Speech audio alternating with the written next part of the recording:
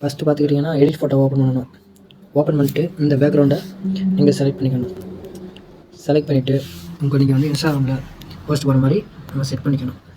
குரூப்பில் போய் இந்த வந்து போர்ட்ரேட்னு போகிறேன், இது கொடுத்துட்டு டிக் ஆப்ஷன் கொடுத்துருவோம். கொடுத்துட்டு இப்போ நம்மளோட இமேஜ் ஆட் பண்ணணும். ஆட் ஃபோட்டோ கொடுக்கணும். ஆட் ஃபோட்டோ கொடுத்துட்டு நம்ம ஃபோட்டோ செலக்ட் பண்ணணும். முதல்ல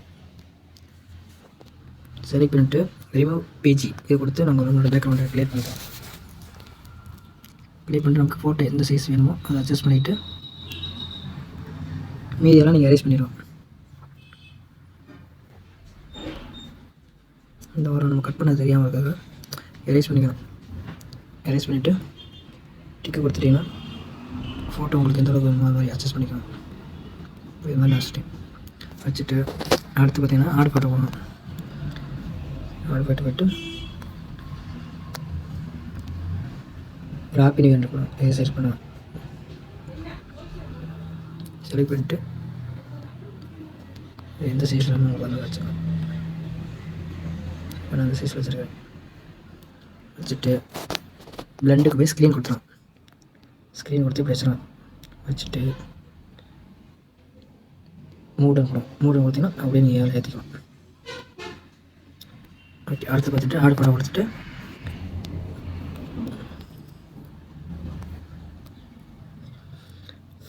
இந்த ரைட்டு பார்த்தீங்களா, இந்த ரைட்டு கொடுங்க.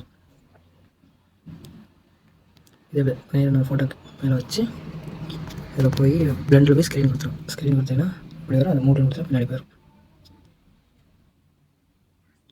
கொடுத்தீங்கன்னா ஃபோட்டோ கொஞ்சம் நல்லா தெரியும். அடுத்து பார்த்துக்கிட்டிங்கன்னா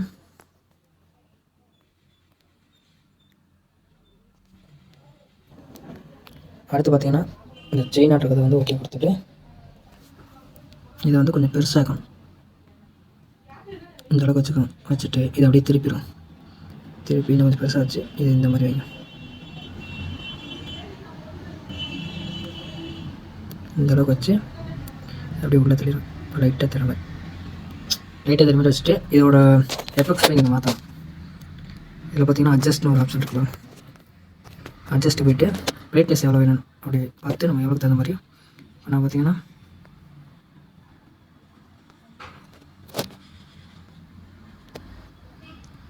ஒரு 38 வைக்கிறேன். 38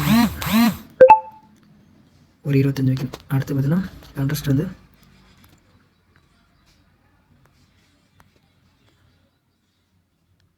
ஒரு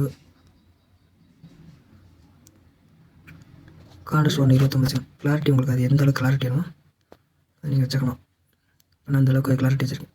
வச்சுட்டு அடுத்தது பார்த்திங்கன்னா இதை கொஞ்சம் கம்மியாக வச்சுக்க போதும். அடுத்தது உங்களுக்கு கலர் எந்த கலர் வேணுமோ அதை நீங்கள் வச்சுக்கலாம்.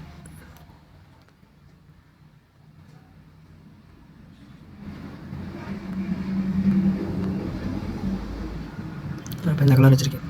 வச்சுட்டு அடுத்து பார்த்தீங்கன்னா ஹைலைட்ஸ் வந்து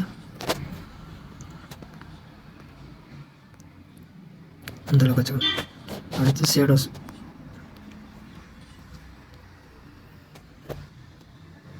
அது கொஞ்சம் கம்மி ஏற்றி உங்களுக்கு எவ்வளோ தோணுதோ அது மாதிரி வச்சுக்கணும்.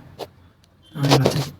அடுத்து பார்த்துட்டு டிக் கொடுத்துட்டு இதை வந்து நீங்கள் வந்து டூப்ளிகேட் பண்ணிவிட்டு அதே தான் இந்த சைடு வச்சுருங்க. அப்படியும் உங்களுக்கு எவ்வளோ தேவை அவ்வளோ லைட்டாக வச்சுக்கணும்.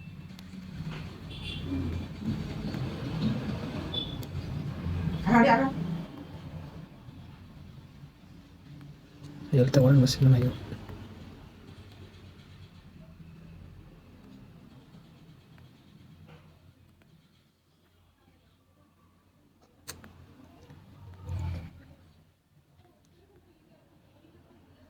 ஓகே, இந்த அளவுக்கு வச்சுக்கிட்டு நம்ம ஃபோட்டோ இந்த மாதிரி வச்சிடலாம். இந்த மாதிரி லைட் வச்சுட்டு நம்ம ஃபோட்டோ ஊற்றி கரெக்டாக லைட்டுக்கு மேலே வச்சிடலாம். இப்படி வச்சுக்கிட்டு அடுத்து பார்த்திங்கன்னா இதே நீங்கள் டூப்ளிகேட் பண்ணிக்கலாம். டூப்ளிகேட் பண்ணி கொஞ்சம் சின்னமாக்கி இதை அப்படியே கீழே வச்சிடலாம்.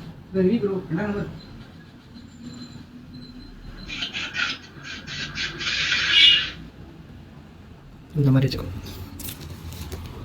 இந்த மாதிரி வச்சுட்டு நம்ம ஃபோட்டோ வந்து பெருசாகிட்டு அடுத்து நாடு ஃபோட்டோ போயிட்டு நம்ம செலக்ட் பண்ணி வச்சுருக்க அந்த பிக்சரை இப்போ ஆட் பண்ண போகிறோம். இப்போ இதை வந்து நம்ம இதில் ஆட் பண்ண போகிறோம். உங்களுக்கு எந்த மாதிரி வேணுமோ அது மாதிரி வச்சுட்டு பிளெண்டில் போய் ஸ்க்ரீன் கொடுத்துட்டு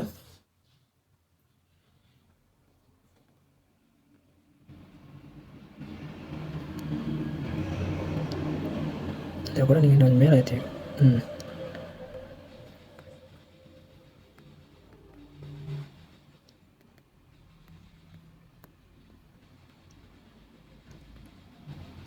இது மாதிரி வச்சுட்டு இந்த டிக் ஆப்ஷன் கொடுத்தீங்கன்னா